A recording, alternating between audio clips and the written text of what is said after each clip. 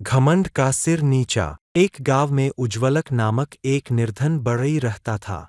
धन अर्जित करने के प्रयोजन से उसने परदेश जाने का विचार किया और परदेश की यात्रा में घर से रवाना हो गया। गांव पार करने के बाद रास्ते में एक घना जंगल पड़ा, जहां उसे प्रसव पीड़ा से कराहती एक ऊँटनी दिखाई पड़ी। उस ऊँटनी ने एक ऊँट को जन्म दिया। बढ़ी को ऊँटनी और उसके बच्चे पर दया आ गई और वह परदेश जाने का विचार त्यागकर उन दोनों को लेकर अपने घर लौट गया।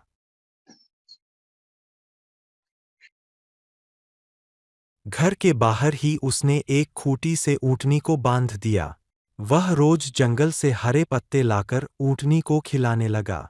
कुछ ही दिनों में ऊँटनी स्वस्थ हो गई। वह और उसका बच्चा बरई के घर ही रहने लगे।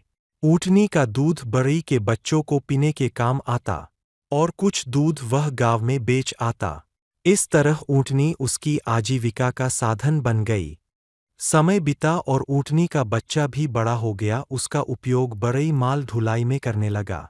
बढ़ी ने ऊँट के गले में एक घंटी बांध दी। इससे ऊँट कहीं भी होता उसे पता चल जाता था और उसे ढूंढना आसान हो जाता था। कुछ वर्षों में बरई ने कई ऊँट और ऊँटनी खरीद ली। उसका व्यापार अच्छा चल पड़ा। ऊँटनियों का दूध बेच बेचकर वह धनवान हो गया। ऊँटों से माल ढुलाई करवाकर भी उसकी अच्छी कमाई होने लगी। सब कुछ अच्छा चल रहा था, किंतु जिस ऊँट के गले में घंटी बंधी हुई थी, वह स्वयं को दूसरे ऊँटों से श्रेष्ठ समझने लगा।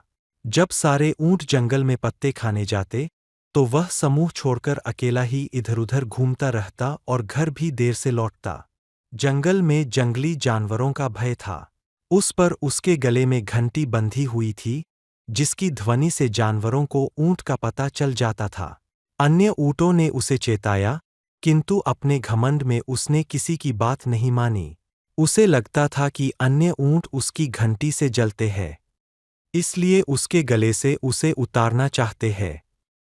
एक दिन जंगल में पत्ते खाने के बाद सारे ऊँट गांव लौटने लगे, तो सबने उस ऊँट को भी अपने साथ चलने को कहा, लेकिन वह अकेला ही जंगल में घूमने निकल गया।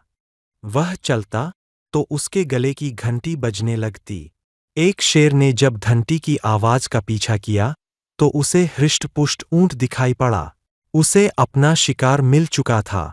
उसने ऊँट पर झपट्टा मारा और उसका काम तमाम कर दिया। सीख: घमंडी का सिर नीचा।